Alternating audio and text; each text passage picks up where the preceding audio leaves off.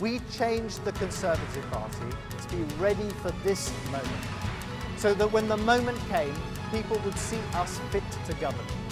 People would trust us with public services. People would join us to fix the broken society. And people would turn to us to lead the economy out of crisis. £83 billion over a 4-year. We've already cut £6 billion out of people's budget. VAT will be going up. What do we cut next year? £11 billion worth of savings. And what do we cut the year after that? Cut with care. How do we go further the year after that? We can make savings. What do we do the year after that? Money is a non-existent theoretical force that has never, does not, and will never exist except in theory on computer screens. People die and starve because they don't have enough digits on a computer screen. It's incredible and it's extraordinary and it's grotesque, but unfortunately it's true. People think, what is money? Well, how is money created? There's another big question. Oh, it's governments. No! It's private banks lending non-existent money called credit. What is credit? There's your credit. That's it. When you go into a bank and you want to borrow $50,000, the bank doesn't print any money. It doesn't move precious metals anywhere. It types into your account $50,000, and from that moment, you start owing it not only $50,000, but the interest on the $50,000. And if you can't pay that back through no fault of your own, because the banking system has done what it's just done and you lose your job so you can't pay them back, they get your wealth that does exist, your home, your car, your business, your land. It's been going on for centuries. This is why it has sucked the wealth of the world into the hands of the few.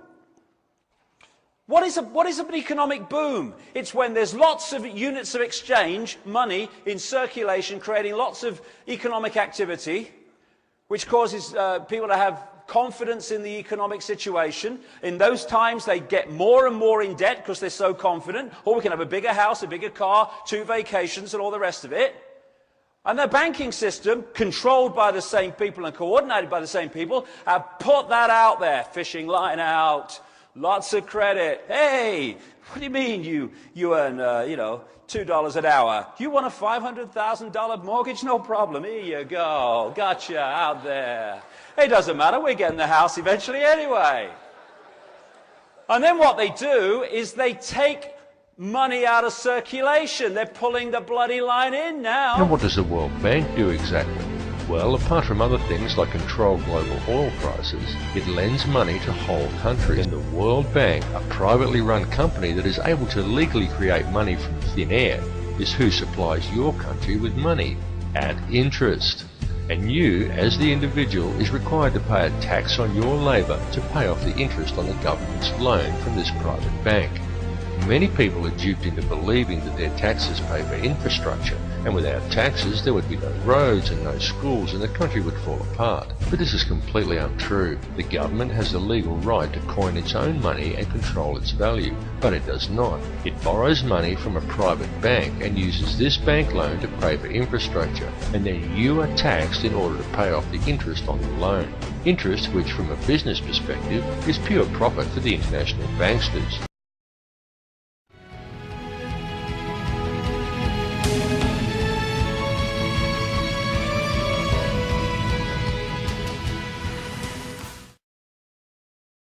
But through this technique of problem, reaction, solution, you can actually manipulate people to demand you do what you want to do anyway. So it works like this. First of all, you create the problem, but you get someone else to be blamed for it. You then report that problem through the media in the way you want it reported, because the media is owned by the same people that own the banks and etc. You get the public to react to your problem by saying something must be done, this can't go on, what are they going to do about it? And at that point, they, who have covertly created the problem and blame someone else, who've gleaned that reaction of do something, then offer the solution to the problems they have created.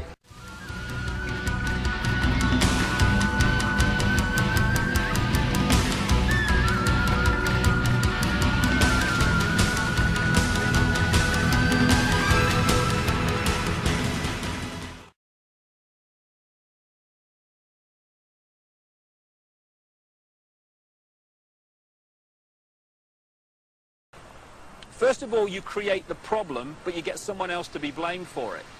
You then report that problem through the media. And we should be clear, too, that these problems have not just appeared overnight. I think people understand by now that the debt crisis is the legacy of the last government. But exactly the same, I believe, applies to the action we will need to take to deal with it. If there are cuts, they are part of that legacy.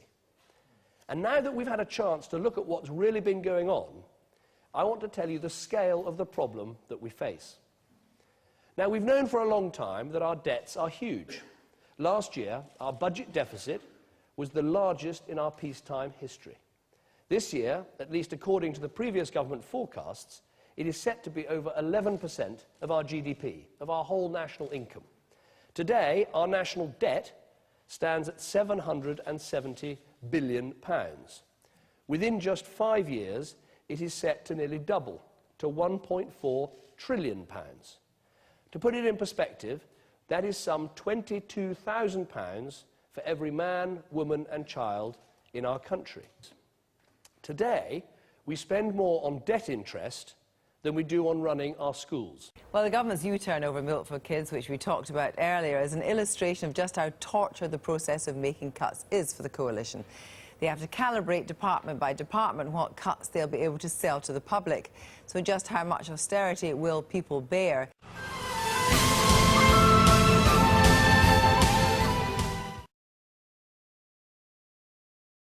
You get the public to react to your problem by saying something must be done, this can't go on. What are they going to do about it? PwC wants to advise the government on the cuts, and they want to know what the limits of acceptance might be. It's an act of corporate citizenship, but they're hoping to get a little something out of it too. It may not be music to their ears, but this focus group and this minister seem to be speaking the same language. You know, £83 billion over a 4-year period. We've already cut £6 billion out of people's budgets. VAT will be going up. What do we cut next year? £11 billion worth of savings. And what do we cut the year after that? Cut with care. How do we go further the year after that? We can make savings. And what do we do the year after that? Called citizens' jury, subjected to a barrage of evidence, convened to sit in judgment on the state of the state. Under the new coalition government, there are two major reforms happening. The UK has quite a big demographic challenge coming. Greater numbers of older people and fewer numbers of people of working age. Deciding not if there should be cuts, but where those cuts would be. So pretty intensive work here over the past 4 days. But after all the PowerPoint presentations, the working groups, the seminars, the Danish pastries, where do they now think the axe should fall? Do you buy the idea that cuts, such aggressive cuts, are necessary? Yeah. I think the problem is so huge that cuts need to be made in every area, full stop, and they need to be made quickly. We spend a lot of money on welfare and benefits, and it's a welfare culture, and we need to change that. So would you like to see cuts in benefits, in essence, to force people back to work? You've got to do that. I think we all agree that they should be just above the poverty line, so they should be getting just half of what they would on a standard job, and then that pushes them to want a better quality of life, so then they will be going back into work. And that saves you some money. Yeah, so cutting it by maybe by half. The jury's ideas on welfare reform are not just aimed at the poorest. They want the government to target the middle classes too, challenging the notion of universal benefits, a foundation stone of the welfare state. You shouldn't be paid for having children. It's a privilege to have a child, not a job. And if you can't afford it, don't do it. Yeah, exactly. Also, they're very wealthy. Why on earth are they still getting automatically? They'd probably even put their hands up and say, we don't even need this. What areas, if any, should be ring-fenced, should be protected? Nothing at all. Why ring-fence something that can be savings in? Mr Cameron has already announced that he was going to ring-fence international aid. Why? We need to look after ourselves first. We're in dire straits. So the developing world has to look after itself? For the time being, But for the time being, put it on hold. I've said before that as we deal with the debt crisis, we must take the whole country with us. And at that point, they, who have covertly created the problem and blame someone else, who've gleaned that reaction of do something, then offer the solution to the problems.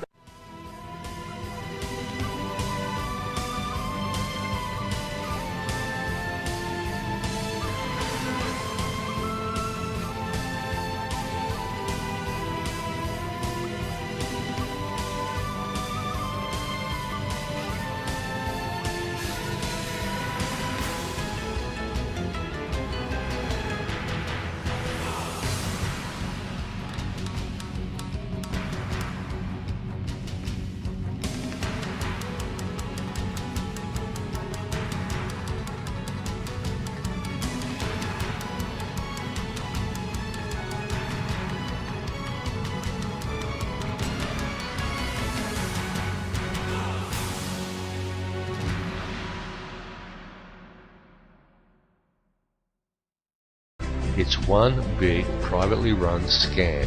And if you ever allow yourself to be microchipped and cash money is abolished altogether, which is their plan, then all bills and all taxes will automatically be removed from your account when they are due, whether you actually owe the money or not. And if you complain about the system, well then they can simply turn off your chip. Since all commerce will centre around the chip, you will not be able to buy food or pay rent or do anything at all. And there will be absolutely nothing whatsoever that you can do about it. And that is their goal, to limit the size of the population on Earth and to microchip those that are left. And then it's game, set and match, and total control of the world and everyone in it will be in the hands of an international cartel of criminal banksters.